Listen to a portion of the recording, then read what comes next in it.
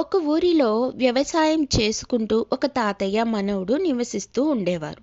రోజు పొద్దున్నే తాతయ్య భగవద్గీత చదువుతూ ఉండేవాడు. అది చూసి మనవడు కూడా తాతయ్యని అనుసరించి భగవద్గీతని చదవడం మొదలుపెట్టాడు. ఎంత చదివినా కొంచెం కూడా అర్థం కావటం లేదు అని అదే సంగతి ఒకరోజు తాత బొగ్గుల కుంపటిలో వంట కూడా చేస్తూ ఉండగా అడిగాడు.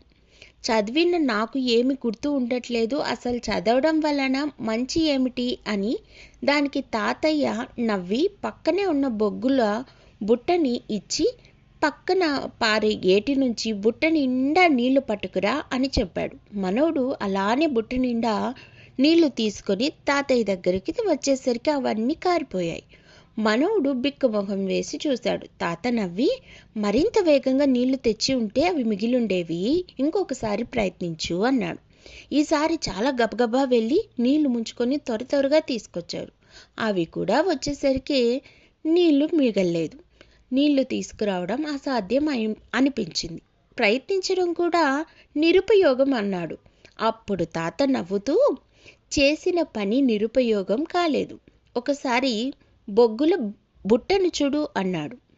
మనవడు బొగ్గుల బుట్టను చూసి ఆశ్చర్యపోయాడు. బొగ్గులతో నల్లగా ఉన్న దుమ్ము కొట్టుకుపోయి ఉన్న బుట్ట ఇప్పుడు అంత శుభ్రంగా అందంగా మెరిసిపోతుంది.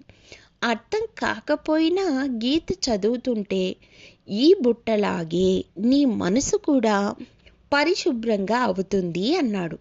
అర్థమైతే అంతకన్నా అదృష్టమే లేదు అని తాత అర్థం కాకపోయినా గీత చదవటం వలన ఉపయోగం వివరించారు.